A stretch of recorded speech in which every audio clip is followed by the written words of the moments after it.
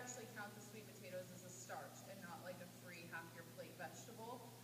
And that would be if you're trying to lose weight. If you're trying to maintain your weight, you can count it really either way.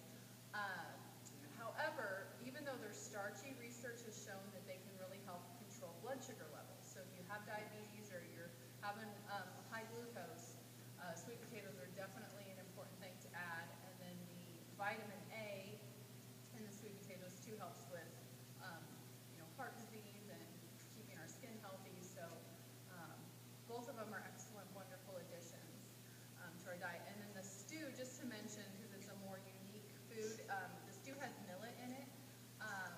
I actually used a little bit less than the recipe called for, and you could probably use even less than that because it does fluff up and take up a lot of the liquid.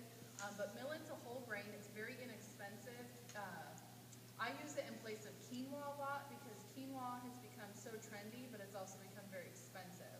And millet is like a sixth of the price of quinoa, so it's a lot more affordable. And nutrition-wise, it's almost identical. The only slight difference is the quinoa is a complete protein where millet is not. So the only time that you would really be concerned is if you were vegan. Even if you're vegetarian, you're probably getting plenty of complete proteins in your diet. But if you were vegan, you would probably want quinoa more than millet. And then the biscotti is pretty awesome because the only flour is garbanzo bean flour, which is like chickpeas, so it's just a bean flour. Very little sugar. It's actually very few ingredients, and I can't believe how good that tastes to me. I mean, just very little calories, high fiber. And biscotti is known for dipping in like hot tea or coffee. And this honestly could have been a little bit crispier. I should have left it in the oven a little bit longer, but I had somewhere else to be today, so it didn't happen. Or you might like it softer. You could actually leave it softer. You can kind of do it to whatever texture you prefer. That's what I did in the stew. What's that? I dipped it in the stew. You dipped it in the stew and it worked good? Huh, interesting. Yeah. Question? Yes, does the millet cook as quickly as the quinoa? It does. It cooks exactly like quinoa. 2-to-1 ratio of liquid to grain, and it fluffs up 15, 20 minutes. Yep, exactly. Yep. And I think it's a little different texture. It's a little bit, I hate to use the word gritty, but it is kind of that texture, almost like a polenta-like texture. So what is your opinion of Splenda? Because I hear pros and cons on Splenda. I do too. But what I always go to is the science, and I have not found not a single scientific article published in a peer-reviewed journal that has shown any ill effects of Splenda. Not a single one.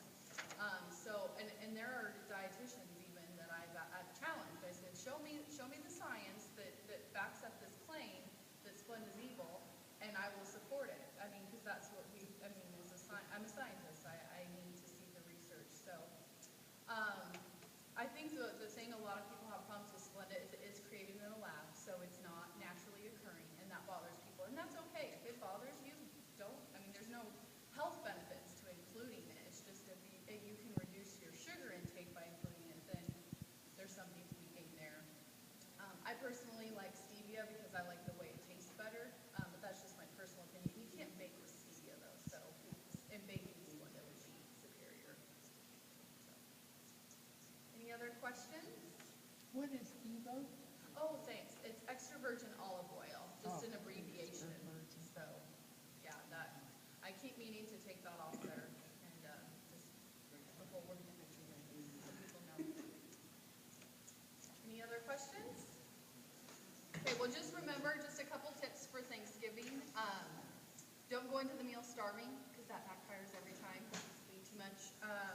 Trying to stick with just one portion and eating it slowly will really help. Of course, exercise will kind of counteract any excess calories, so I'm kind of preaching to the choir today. Eating a good breakfast that's high in protein also helps. So trying to get 20 to 25 grams of protein, so again, you're not starving by the time you go to eat. And if you can snack on raw veggies and take a walk after your meal, those are some things that will really help. And the walk after the meal, that will help prevent that kind of dip and that kind of crash in your blood sugar. And a lot of times that's blamed on the turkey, but it's not the turkey. Tryptophan is actually